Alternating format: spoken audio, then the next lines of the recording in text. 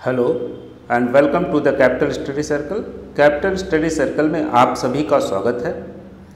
जैसा कि हमारा प्रैक्टिस सेट चल रहा है और हमारा आज का प्रैक्टिस सेट नंबर 48 है, तो जो कि यूपी टीजीटी पीजीटी सिविक्स या UP HESC NET JRF political science के लिए इम्पोर्टेंट है और तमाम दूसरे जो एग्ज़ाम्स हैं, चाहे यूपीएससी हो, यूपी पीसीएस हो या अदर स्टेट पीसीएस हो या किसी भी एग्ज़ाम में पॉलिटिकल साइंस से रिलेटेड या पॉलिटी से रिलेटेड अगर क्वेश्चन आते हैं कहीं पे, तो ये सीरीज़ जो है ये आपके लिए बहुत इम्पॉर्टेंट है।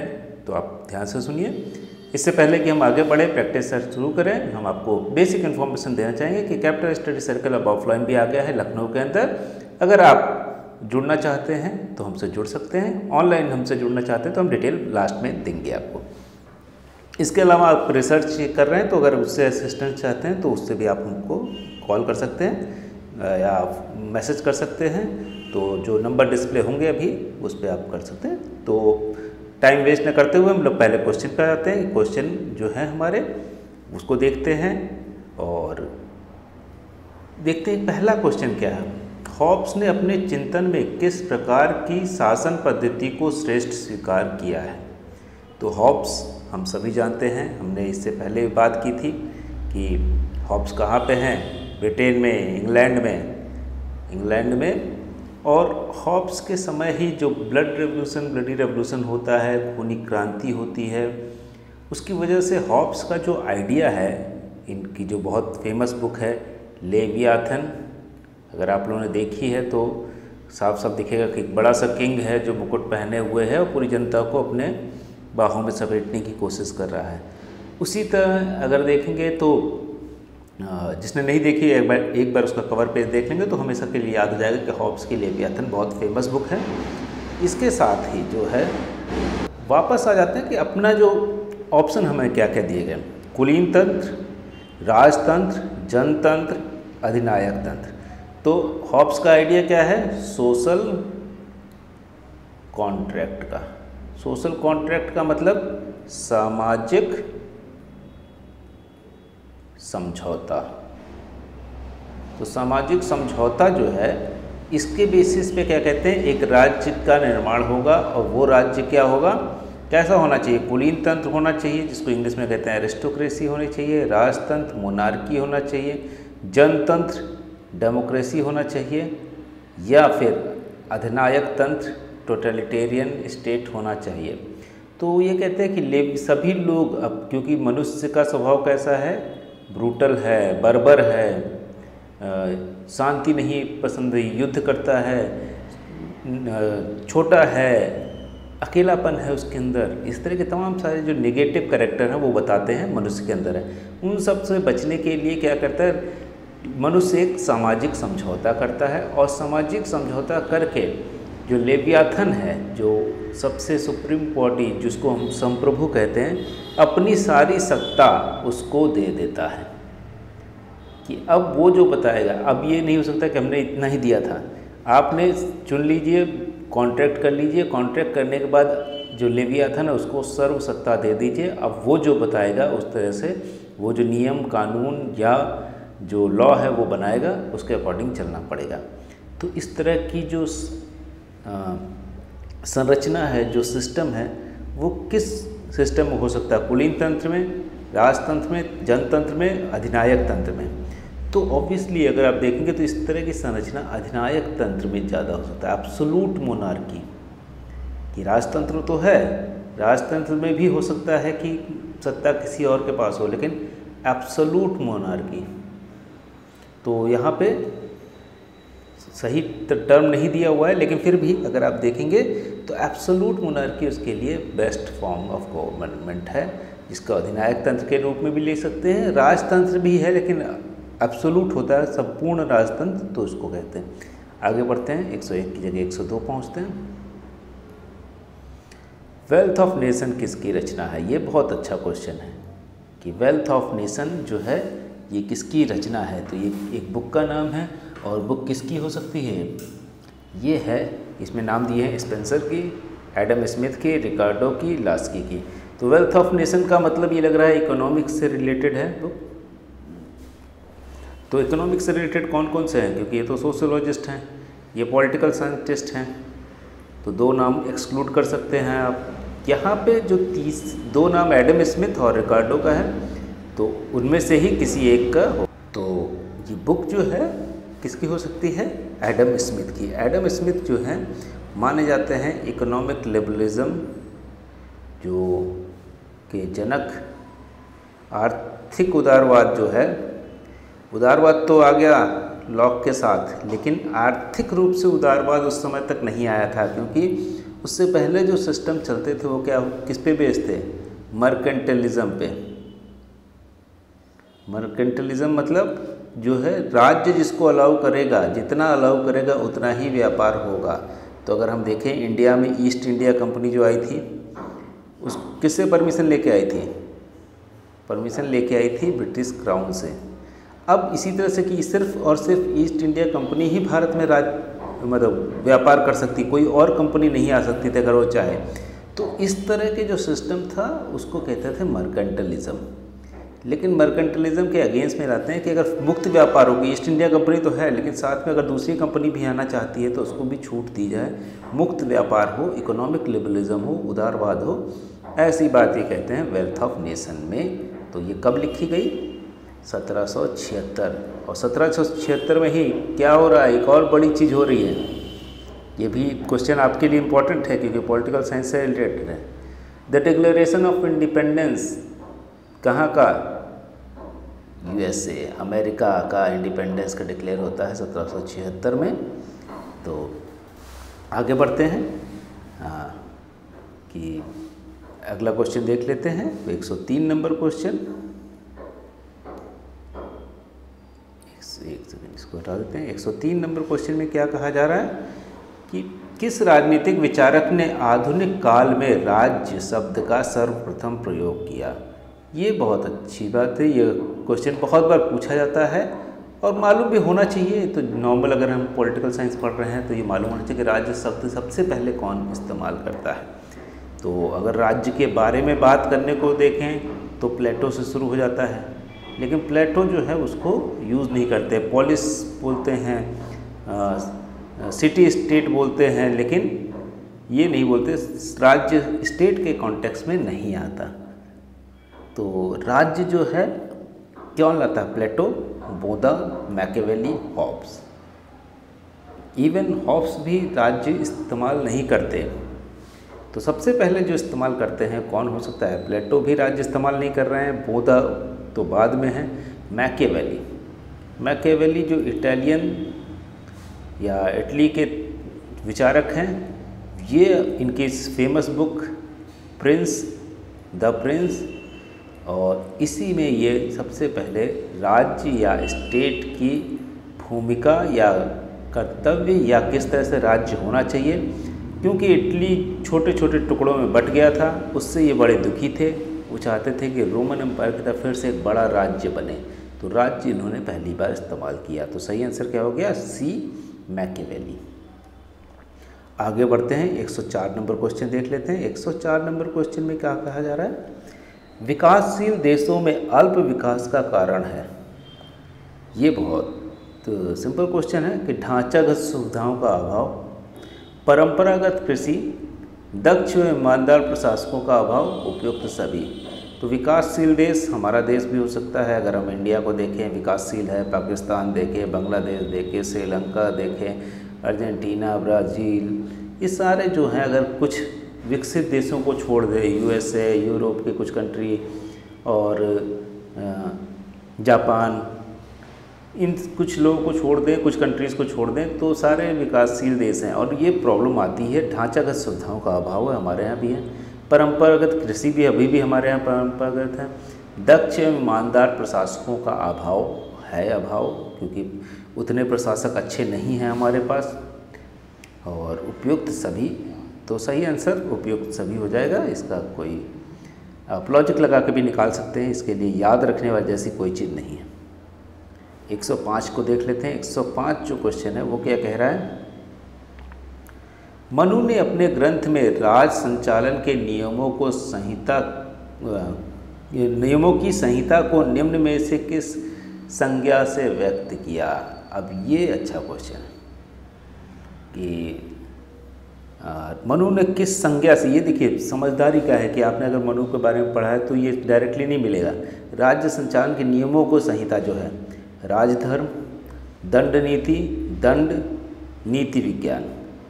तो सही क्या है कि राजधर्म जो नियम है, राजधर्म की बात तो करते हैं लेकिन वो नियम के लिए नहीं। दंड नीति, दंड मीन्स ऑब्वियसली जो है वो डंडे के रूप में है और वो पनिशमेंट के रूप में है, फियर के रूप में है, कि डर और जो सज़ा के रूप में है। तो ये तो है दंड नीति के, इसी को क्या कहते हैं, ये कहते हैं कि लॉ के, कि राज्य को चलाने के लिए लॉ की जो कानून की व्यवस्था है वो दंड नीति कहलाती है। तो आगे बढ़ते हैं, अगला क्वेश्चन देख लेते हैं। 106 नंबर क्वेश्चन। 106 नंबर क्वेश्चन में क्या है, ये simple question, discovery of India पुस्तक निम्न से किसने लिखी है। बहुत सिंपल क्वेश्चन है, अब आने की संभावना बहुत कम है।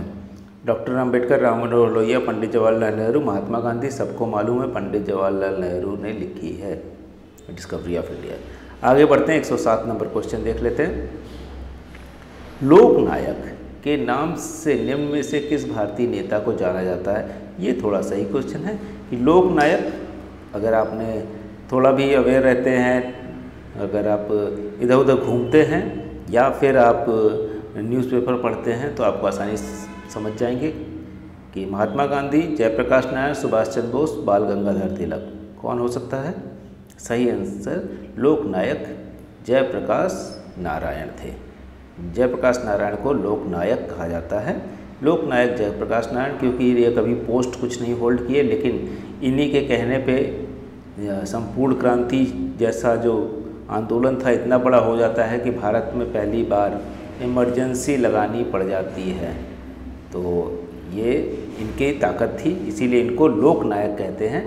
और आज के समय के तमाम बड़े नेता जो है इनके शिष्य रहे हैं। अगर आप देखेंगे तो नीतीश कुमार हों, लालू यादव हों, रामविलास पासवान हों, मुलायम सिंह यादव हों, या इस तरह के तमाम जो नेता रहे हैं देवेगौड़ा से लेके, तो ये इनके शिष्य रहे हैं, इनसे पॉलिटिकल ट्रेनिंग लिया है।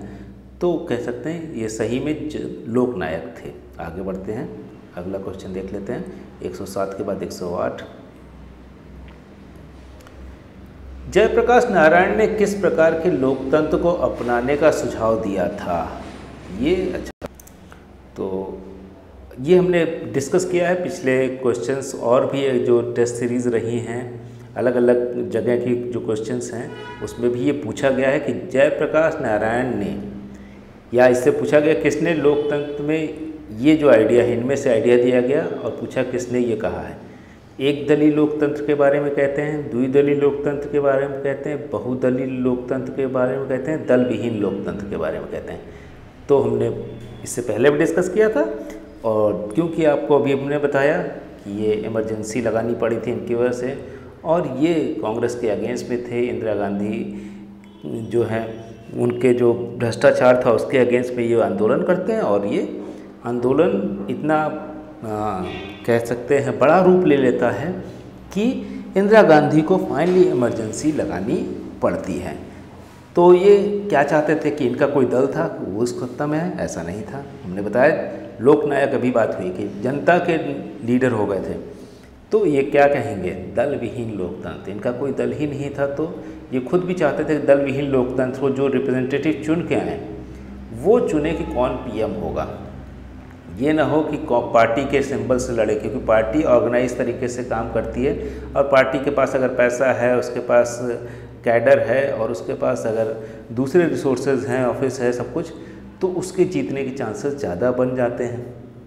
और इंडिविजुअल कितना भी अच्छा आदमी हो उसके जीतने के चांसेस कम हो जाते हैं। तो इसलिए कहते हैं दल विहीन लोकतंत्र होना चाहिए, इनका आइडिया था। और इसी के साथ साथ अगर इनसे पहले की बात करें तो दल विहीन की बात एम एन रॉय ने भी की थी, इससे पहले हम बता चुके हैं आपको। अब आगे बढ़ते हैं 109 पे। राजनीति विज्ञान शक्ति की रचना और भागीदारी का अध्ययन है, यह परिभाषा किसने दी है। तो राजनीति विज्ञान शक्ति की रचना, अब इसको ध्यान से पढ़िए कि राजनीति विज्ञान शक्ति की रचना और भागीदारी का अध्ययन है, ये किसने कहा? इसमें अगर आप देखेंगे तो हमारे पास 4 ऑप्शन हैं, Almond and Powell, Lasswell and Kaplan, Robert A Dahl and Gilchrist ने। तो कौन कहता है राजनीति विज्ञान शक्ति की रचना है और भागीदारी का अध्ययन है? तो शक्ति की रचना रियलिस्ट होंगे, कौन है इनमें से? इनमें से सही आंसर जो है लासवेल एंड कैप्लान। ये क्या कहते हैं? The study of change in the distribution of value pattern in society, इस पे काम करते हैं और ऑब्वियसली बोलते हैं कि राजनीति विज्ञान शक्ति की रचना है और भागीदारी का अध्ययन यही किया था राजनीति विज्ञान के अंतर्गत। 110 देख लेते हैं।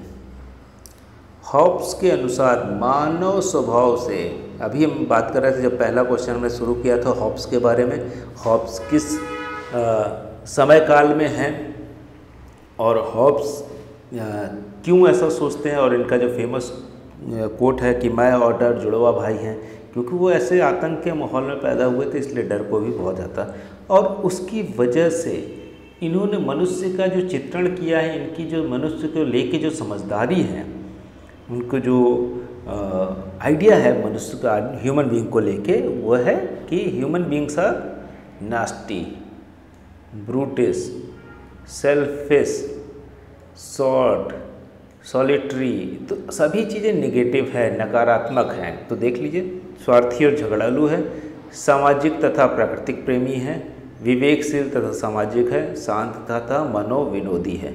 तो 3 चीज़ पॉजिटिव है, ये नहीं होंगे। कौन सी चीज़ एक नेगेटिव बची?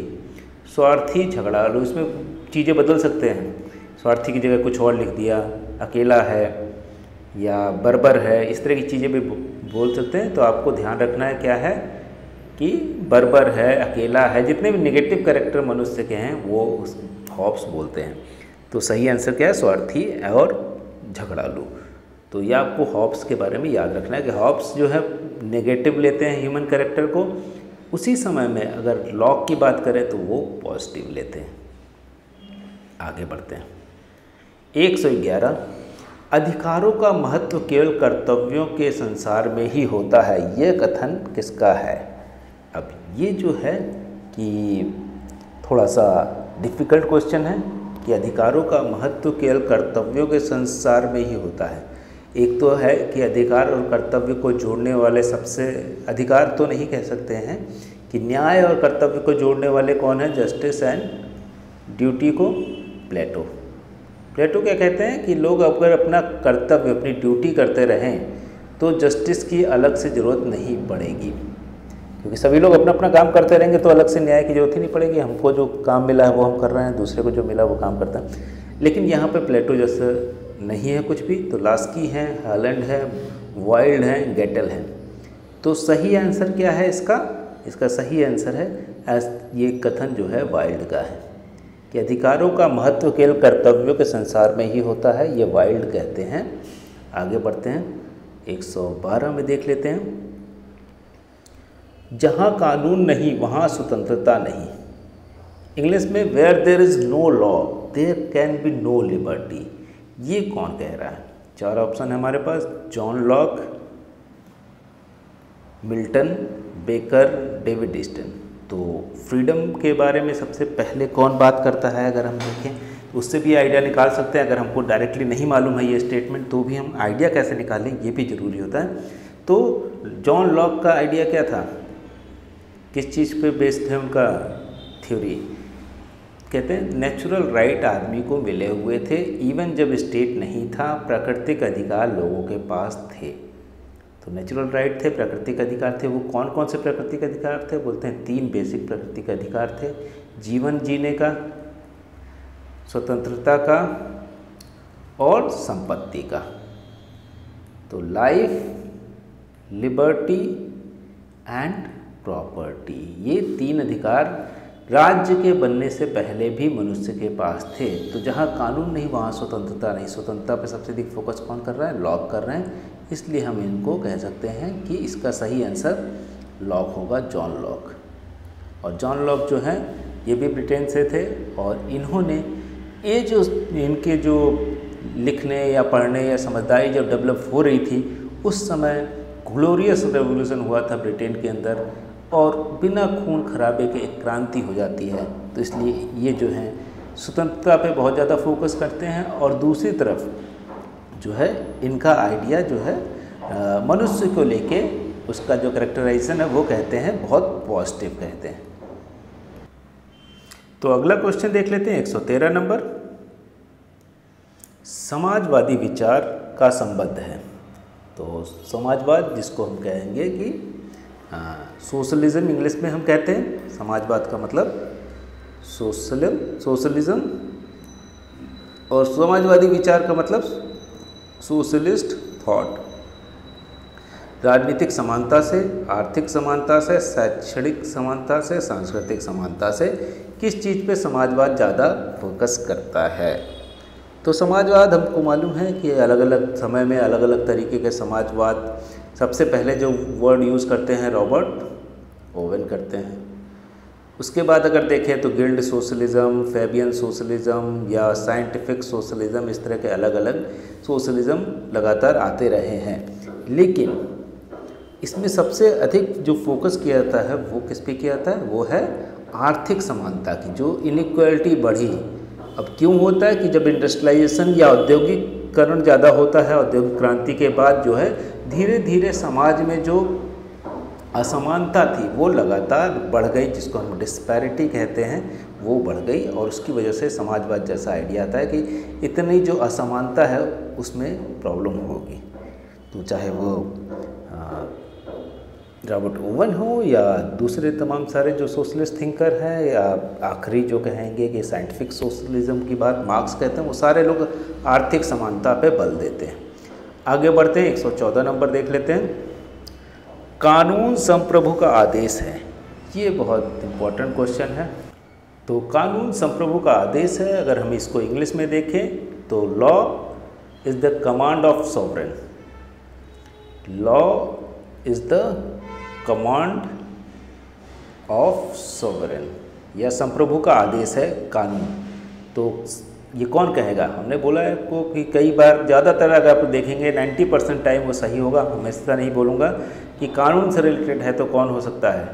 John Austin. John Austin, although इसमें सालमन, हॉलैंड, ग्रीन का नाम है, लेकिन कानून से रिलेटेड है तो इसको क्या कहते हैं? John Austin. और इसी को कहते हैं command theory, command theory of law ये भी कहते हैं। तो ये भी क्वेश्चन बन सकता है, ये भी क्वेश्चन बन सकता है। और कानून से रिलेटेड ज़्यादातर चीज़ों में अगर देखें तो क्या होता है? जॉन ऑस्टिन का नाम आता है। तो आगे बढ़ते हैं, अगला क्वेश्चन देख लेते हैं 115 नंबर। 115 नंबर क्वेश्चन क्या कह रहा है? कानून का सर्वमान्य स्रोत है। आज के समय अगर हम देखें तो हमेशा अलग अलग रहे हैं। अगर पुराने समय में देखें तो परंपरा, रीति रिवाज रहे हैं, उसके बाद उससे थोड़ा एडवांस हुआ तो रिलीजन रहा। आगे देखें तो रिलीजन भी रहा है, धार्मिक कानूनी टीकाएँ भी, जिसको हम कहेंगे कि कॉन्स्टिट्यूशन की तरह, और विधानमंडल। तो आज के समय, मॉडर्न समय में स्रोत जो है वो क्या है? विधानमंडल, जहाँ विधान बनाए जाते हैं, जिसको हम कहते हैं लेजिस्लेटिव असेंबली, जहाँ पे लेजिस्लेशन होता हो। हमारे यहाँ लोकसभा है, राज्यसभा है, और स्टेट्स में भी अलग अलग होते हैं, और अलग अलग जगह पे संसद जो है, विधानमंडल जो है वो कानून बनाता है। और कानून का स्रोत आज के मॉडर्न एरा में, पहले पारंपरिक तथा रीति रिवाज भी होते थे, या अभी बहुत सी ऐसी सोसाइटी जहाँ पे हो सकता है, या उसके बाद धर्म भी हुए, लेकिन आज के समय में विधानमंडल है। आगे बढ़ते हैं, 115 के बाद 116 देख लेते हैं। लोक प्रशासन का संबंध किससे है? अब राजनीति से, अर्थशास्त्र से, मनोविज्ञान से, और इनमें से सभी से। तो लोक प्रशासन जो है वो राजनीति से संबंधित है, अर्थशास्त्र से, मनोविज्ञान से, इनमें सभी। तो ऑब्वियसली लोक प्रशासन का मतलब जो होता है पब्लिक एडमिनिस्ट्रेशन। पब्लिक जो है राजनीति से भी कंट्रोल होती है, उसको एडमिनिस्टर किया जाता है, और अर्थशास्त्र से भी, मनोवैज्ञानिक तरीके से भी कि पब्लिक क्या सोच रही है। तो आंसर क्या हो जाएगा? इनमें से सभी। इसका सही आंसर हो जाएगा डी। हम आगे बढ़ते हैं, अगला क्वेश्चन देख लेते हैं 117 नंबर। ये बहुत अच्छा क्वेश्चन है। इससे पहले हमने पोस्ट कॉर में एक डिस्कस किया था पोस्ट कॉर्प में CO का मतलब क्या होता है, तो जिसका मतलब था कोऑर्डिनेशन, जो planning, organizing, staffing, directing, coordinating, reporting, budgeting. ये जो आइडिया था पोस्ट कॉर्प किसका था? गुलिक और उर्विक का। गुलिक एंड उर्विक का ये आइडिया था, जो कहते थे कि इसको कहीं भी लगा दीजिए रिजल्ट पॉजिटिव आएगा। एडमिनिस्ट्रेशन का ये मोस्ट साइंटिफिक आइडिया है। लेकिन उसी समय अगर देखें तो उसको जो अगर बाद में जो हैथ्रोन एक्सपेरिमेंट होते हैं या दूसरे एक्सपेरिमेंट भी बोलते हैं कि ऐसा नहीं है कि मनुष्य रोबोट है कि आप पेट्रोल या कहते हैं गाड़ी है या इंजन है कि आप पेट्रोल डालेंगे तो चलेगा, उसका माइलेज जितना सेट है उतना होगा। मनुष्य के साथ ये नहीं है, आप एक दिन खाना खिलाएंगे तो काम कर सकता है, दूसरे दिन खाना खिलाएंगे तो हो सकता ना करे, उसको कुछ और हो जाए। तो मनुष्य ह्यूमन अप्रोच नहीं था इसमें। तो इसको क्रिटिसाइज़ कौन करता है, उसकी आलोचना कौन करता है? हेनरी फेयोल, उर्विक, इनमें से सभी लेविस मरियम। तो हेनरी फेयोल भी साइंटिफिक मैनेजमेंट थ्योरी के हैं और उर्विक तो इनके साथ ही है, तो ये दोनों तो नहीं कर सकते। तो लेविस मरियम जो हैं ये करते हैं उनकी आलोचना की पोस्ट कॉर्प जो कहने के लिए तो बोल रहे हैं अब साइंटिफिक है, लेकिन इतना भी साइंटिफिक नहीं है। ये प्रॉब्लम है कि मनुष्य की जो मानव चेतना है उसको इग्नोर करता है। आगे बढ़ते हैं। लोक प्रशासन को अध्ययन के विषय के रूप में प्रारंभ करने का श्रेय, ये बहुत अच्छा क्वेश्चन है कि अध्ययन के रूप में कौन करता है ये। अगर आप इसको देखेंगे तो स्टडी ऑफ एडमिनिस्ट्रेशन किसने लिखी थी? स्टडी ऑफ एडमिनिस्ट्रेशन जो बुक थी ये लिखी गई 1887 में। किसने लिखी? वुडरो विल्सन ने। और यही कहते बाद में ये जो है अमेरिकन प्रेसिडेंट भी बनते हैं और ये कहते हैं कि एडमिनिस्ट्रेशन को अलग से राजनीति के साथ, राजनीति विज्ञान के साथ इसको पढ़ने की ज़रूरत नहीं है, इसको अलग से सब्जेक्ट की तरह पढ़ा जाए। और इस आर्टिकल के थ्रू जो है वो आगे बढ़ाते हैं। तो एल.डी. वाइट नहीं है, विलोबी नहीं है, मैरी पार्कर फोलेट नहीं है, वुडरो विल्सन जो है प्रारंभ करने का श्रेय इन्हीं को जाता है। ऑल्दो बहुत ज़्यादा काम नहीं कर पाते क्योंकि ये दूसरी राजनीतिक व्यवस्था में रहते हैं। उसको अगर साइंटिफिक तरीके से देखें तो गुलिक, उर्विक, हेनरी फेयोल, ये सब लोग, बाद में मैरी पार्कर फोलेट, ये लोग बहुत काम करते हैं पब्लिक एडमिनिस्ट्रेशन को एज अ सब्जेक्ट बनाने में। लेकिन शुरुआत वुडरो विल्सन करते हैं। आगे बढ़ते हैं। 119 देख लेते हैं। लोक प्रशासन में लोक शब्द का तात्पर्य क्या है? ये अच्छा क्वेश्चन है कि लोक प्रशासन में लोक कौन है? कि जनता है, समाज है, कार्यपालिका है, सरकार है। तो यहाँ पे लोक प्रशासन में सरकार के कॉन्टेक्स्ट में कहा जाता है कि सरकार का प्रशासन किस तरह से चलेगा। तो यहाँ आगे बढ़ते हैं। 120 नंबर क्वेश्चन पे देख लेते हैं। जो नवीन लोक प्रशासन मुख्यतः, ये इम्पोर्टेंट क्वेश्चन है, इसको ध्यान में रखिएगा। इससे आज के समय का लगभग है कि आज के समय ये पूछा जाता है। ये क्वेश्चन पेपर लगभग 8 से 10 साल पुराना है, लेकिन फिर भी इसमें बहुत से काम की चीज़ें हैं, बहुत सी चीज़ें रिवाइज करने के काम आएंगे। नवीन लोक प्रशासन मुख्यतः संबंध है विकासशील देशों की प्रशासनिक व्यवस्था से, प्रशासनिक व्यवस्था की उत्पादकता से, प्रशासनिक व्यवस्था के अधिकारी तंत्रीकरण से, लोक प्रशासन के मानवीय अभिमुखन से। तो इसका सही है कि नवीन लोक, new public administration, NPA। New public administration किस चीज़ पे आया? कि जो पब्लिक एडमिनिस्ट्रेशन था अभी तक, उसके साथ समस्या क्या थी? तो उसकी समस्या ये थी कि वो कहने के लिए तो साइंटिफिक है, लेकिन उसका जो ह्यूमन अप्रोच नहीं था। कि अगर हम जैसे कहें कि हम आज के समय छोटा सा एग्जांपल ले लें कि सभी गाँवों में हैंडपम्प लगेंगे। अब प्रॉब्लम ये होगी कि आपने सभी गाँवों में 3 हैंडपम्प लगाने के लिए बोल दिए, लेकिन हो सकता है यहाँ इस गांव के लोग पहले से रिच हों, सबके घर में पहले से हैंडपम्प लगा हो, तो यहाँ भी आपने हैंडपम्प ही लगाए, ना कि कोई और चीज़। हो सकता है वहाँ पे सोलर लैंप ना हो, यहाँ पे भाई इनके पास सोलर लैंप हो लेकिन हैंडपम्प ना हो। तो ये प्रॉब्लम हो रही थी कि ह्यूमन अप्रोच उसमें से मिसिंग था। तो जो पॉलिसी बन गई वो बस बन गई, पूरे देश के लिए एक जैसी पॉलिसी बन गई कि सबके यहाँ हैंडपम्प लगेगा, लेकिन वो समस्या ही वहाँ पे नहीं है। या इस तरह की अलग अलग जगहों पे देखेंगे कि कहीं पे कि वाटर कंजर्वेशन की बात हो रही है कि भाई पानी को बनाया जाए। अब वाटर कंजर्वेशन अगर देखें तो हम नॉर्थ इंडिया जहाँ पे है सूखा पड़ता है वहाँ तो ठीक है ज़रूरत है, जहाँ बहुत ज़्यादा बारिश, अब चेरापूंजी में अगर वाटर कंजर्वेशन करेंगे तो उसकी ज़रूरत नहीं है, या बंगाल या असम में भी बहुत जो है वेटलैंड काफ़ी है, तो वहाँ वाटर कंजर्वेशन की उतनी ज़रूरत नहीं है। वेटलैंड को ही बचा लीजिए तो अपने आप वाटर कंजर्वेशन हो जाएगा। लेकिन हमारे यहाँ अगर आप यूपी में हैं, बिहार में है, राजस्थान में है, मध्य प्रदेश में है, महाराष्ट्र में है, तो वहाँ पे आप गड्ढे खोद सकते हैं कि वाटर कंजर्वेशन, बरसात में इस गड्ढों में पानी भर जाएगा और ज़मीन के नीचे चला जाएगा। तो समस्या अलग अलग हो सकती हैं, इसलिए क्या होगा, लोक प्रशासन के मानवीय अवलोकन से जो नवीन लोक प्रशासन उसने काम करना शुरू किया। आगे बढ़ते हैं, 120 के बाद 121, बस कुछ क्वेश्चन और हैं, उसके बाद हम एक क्विक रिवीजन करेंगे जिससे कि हम पिछली जो चीज़ें पढ़ी हैं वो याद कर लें। वो बहुत ज़रूरी है क्योंकि एग्ज़ाम हॉल में पढ़ा हुआ समझा हुआ सब कुछ 1 सेकंड के अंदर अगर आप भूल गए और गलत आंसर लगा दिया तो फिर दोबारा वापस टाइम नहीं मिलता उसको सही कर सकने का। तो इसलिए बहुत ज़रूरी है कि बिल्कुल याद हो, रटा हुआ। राष्ट्रपति पर महाभियोग लगाने का अधिकार निम्न में से किसे प्राप्त है? अब कौन लगा सकता है? सर्वोच्च न्यायालय, लोकसभा अध्यक्ष, संसद के दोनों सदनों को, प्रधानमंत्री को। तो इंडिविजुअल तो नहीं लगा सकता है, या सर्वोच्च न्यायालय बाहर से नहीं लगा सकता। लोकसभा के अध्यक्ष फिर वही है कि इंडिविजुअल हो गया, प्रधानमंत्री भी इंडिविजुअल हो गया, व्यक्ति हो गए, तो ये दोनों तो नहीं लगा सकते, बाहर से नहीं लगेगा, सदन ही लगा सकता है और दोनों सदनों का। इसका सही आंसर क्या हो जाएगा? संसद के दोनों सदनों में, कि कोई भी सदन में पास कर सकते हैं कि ये इनको इम्पीच, महाभियोग लगाया जा रहा है, इम्पीच किया जा रहा है। इसके बाद हम आगे बढ़ते हैं 121 के बाद 122 में, कोई विधेयक वित्त विधेयक है अथवा नहीं, इसका निर्णय कौन करता है? ये भी बहुत बार क्वेश्चन पूछा जाता है कि इसका निर्णय कौन करेगा। सर्वोच्च न्यायालय का मुख्य न्यायाधीश। अब ये विधेयक के बारे में मुख्य न्यायाधीश कैसे करेंगे तो गलत हो जाएगा। लोकसभा का अध्यक्ष कर सकता है, प्रधानमंत्री कर सकता है, मतलब ये दोनों तो फिर भी पार्लियामेंट के अंदर ये तो अलग हो गया। लेकिन क्योंकि हाउस के अंदर कौन डिसाइड करता है? हाउस के अंदर जो बॉस है या सुप्रीम है, लीडर है, वो कौन है? अध्यक्ष।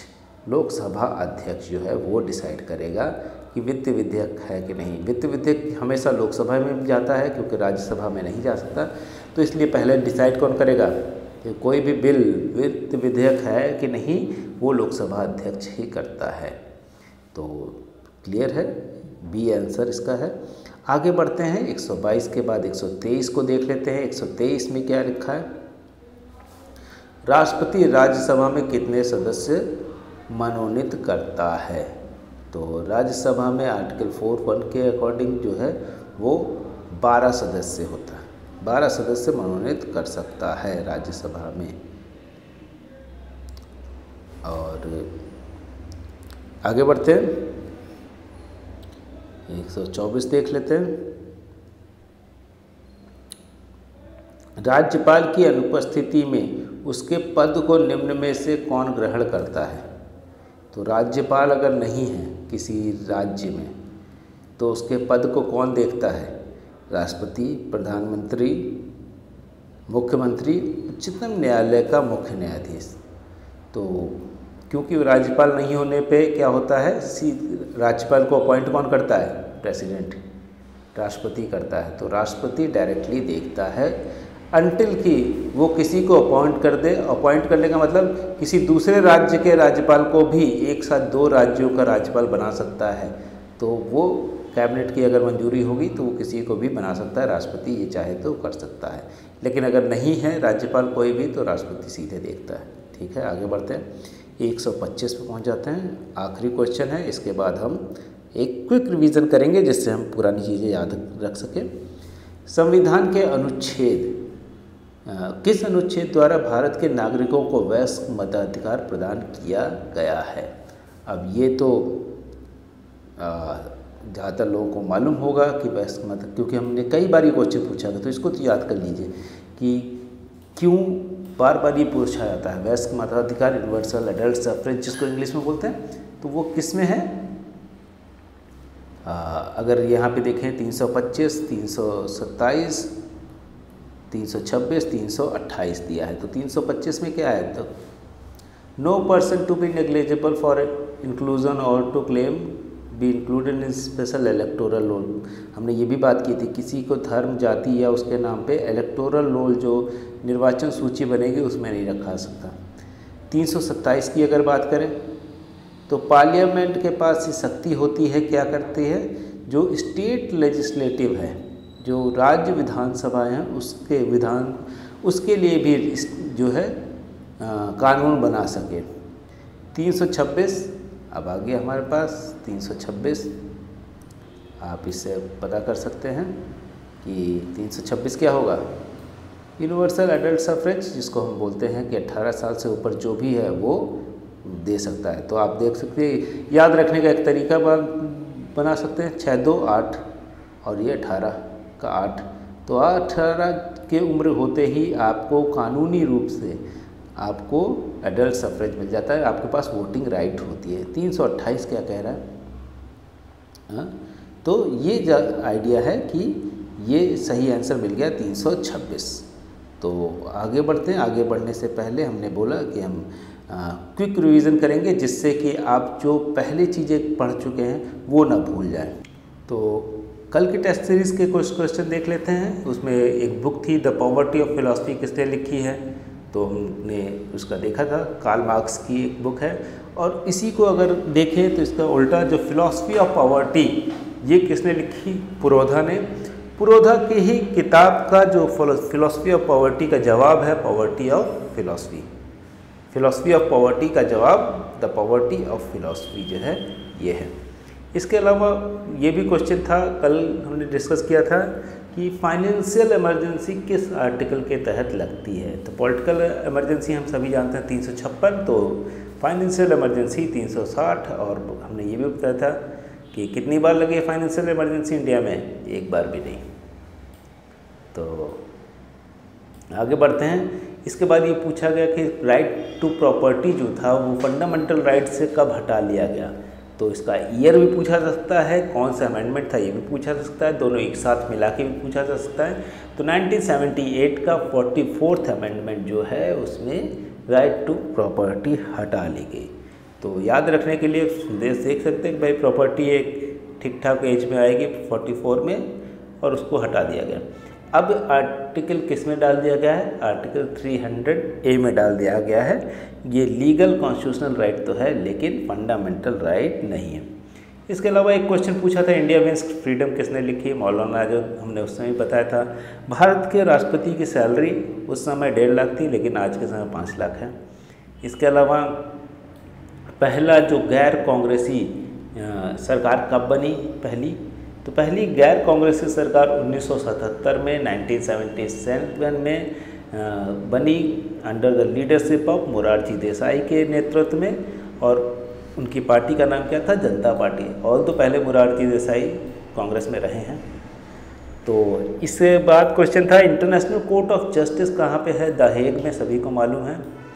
शिमला एग्रीमेंट कब हुआ था, ये अच्छा क्वेश्चन है। शिमला एग्रीमेंट कब हुआ था, 2 जुलाई 1972 को।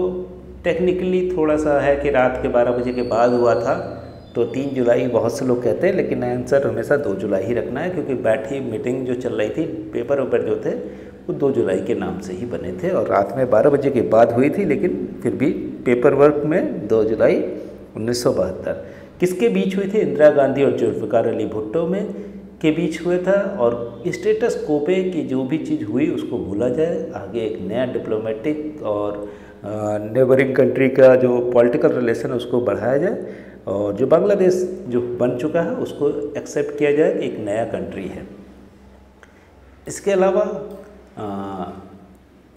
आइडिया क्या था कि रिप्रेजेंटेटिव गवर्नमेंट टाइप का था कि रिप्रेजेंटेटिव गवर्नमेंट किसकी बुक है, और कौन बात करता है रिप्रेजेंटेटिव गवर्नमेंट की, वो है J.S. मिल। इसके बाद हमने बात की थी पीपल्स वॉर की, ये टर्म कौन देता है, माओ जेडोंग। माओ से तुम बोलते हैं, माओ जेडोंग भी बोलते हैं, जहाँ पे कम्युनिस्ट रेवोल्यूशन लाते हैं चाइना के अंदर। उसके अलावा इनसे रिलेटेड कुछ और टर्म है जहाँ पे कल्चरल रेवोल्यूशन की बात करते हैं, सांस्कृतिक क्रांति की बात करते हैं। इसके अलावा इनका है कि सत्ता बंदूक की नली से आती है, power comes from the barrel of gun. इसके अलावा जो है लेट द 100 फ्लावर ब्लूम, इस तरह के जो कोट हैं इनसे रिलेटेड है। तो घुमा फिरा के इन्हीं 4-5 कोट्स में से माओ से रिलेटेड क्वेश्चन आते हैं। इसके बाद जो history is the graveyard of aristocracy, ये किसने कहा था कि जो कुलीन तंत्र का ग्रेव यार्ड है, जो हमने बात भी की थी कि हमेशा जो इतिहास होता है जो अमीर लोग होते हैं या जो कुलीन तंत्र उसका ही होता है। और तो बाद में अगर आज के समय देखें, हमने बात की थी कि मार्क्सिस्ट जो थिंकर हैं या मार्क्सिस्ट हिस्टोरियन जो अपने आप को कहते हैं, वो अलग अलग दूसरी चीज़ों पर भी महिलाओं के इतिहास के बारे में बात कर लेते हैं, या मज़दूरों के इतिहास के बारे में, या टीचर्स के इतिहास के बारे में, या जो हैंडीक्राफ्ट बनाते थे उनका क्या इतिहास है। तो इस तरह के जो लोगों पे इतिहास में सर्च करते हैं उनको मार्क्सिस्ट हिस्टोरियन कहते हैं। लेकिन ज़्यादातर इतिहास जो हम पढ़ते हैं अपनी किताबों में, टेक्स्ट बुक में, वो किसका है? एरिस्टोक्रेसीज का। कि अगर हम गौतम बुद्ध से लेके मौर्यन एम्पायर से लेके अभी तक के देखें तो हमेशा जो गांधी, नेहरू और आज के समय राजीव गांधी तक, या कल को नरेंद्र मोदी और राहुल गांधी भी इतिहास का हिस्सा बन जाएंगे। तो वही लोग बनेंगे, आप और हम शायद ना बन पाएँ। तो ये कौन कह रहा है? Wilfred Pareto. इसके अलावा हेगल जो है, उनका आइडिया पूछा गया था कि स्टेट क्या है। वो राज्य को एक मार्च ऑफ गॉड ऑन अर्थ बोलते कि स्टेट का मतलब है कि अल्टीमेट चीज़ मिल गई है। इसी के साथ ही जो है कुछ चीज़ें हमने और देखी थी कि 10th शेड्यूल के बारे में बात की थी। 1985 में जो 10th शेड्यूल है उसमें 52nd अमेंडमेंट करके क्या किया गया था कि पॉलिटिकल पार्टी जो है 15% से ज़्यादा नहीं रख सकती जो क्या कहते हैं मिनिस्ट्री में। इसके अलावा बिम्स्टेक की बात हुई थी। बिम्स्टेक का सम्मेलन पहला कहाँ हुआ था? तो थाईलैंड में, बैंकॉक में हुआ था। और बिम्स्टेक में कौन कौन सी कंट्री हैं? बिम्स्टेक में बांग्लादेश है, भूटान है, इंडिया है। बांग्लादेश, भूटान सभी इंडिया बॉर्डर पे है, इंडिया भूटान। इसके बाद म्यांमार भी इंडिया बॉर्डर पे, नेपाल इंडिया से सटा हुआ, श्रीलंका बगल में, थाईलैंड है। तो ये सारे कंट्री जो हैं इसके पार्ट हैं। और पहला थाईलैंड में बैंकॉक में हुआ था और लास्ट जो हुआ है श्रीलंका में, कोलंबो में। तो यहाँ पे अपनी बात ख़त्म करते हैं। ये हमारा रिवीजन भी हो गया और आप हमसे जुड़े हुए हैं। अगर आप हमसे जुड़ना चाहते हैं या ऑफलाइन क्लासेस चाहते हैं, या अगर आप रिसर्च में या दूसरी चीज़ों में इन्वॉल्व हैं, कोई भी चीज़ का PDF चाहिए तो आप हमको कॉल कर सकते हैं, मैसेज कर सकते हैं इन नंबरों पे। हमारी वेबसाइट भी विजिट कर सकते हैं www.capitalstudycircle.com। फेसबुक, इंस्टाग्राम और टेलीग्राम पे कैपिटल स्टडी सर्कल के नाम पे है।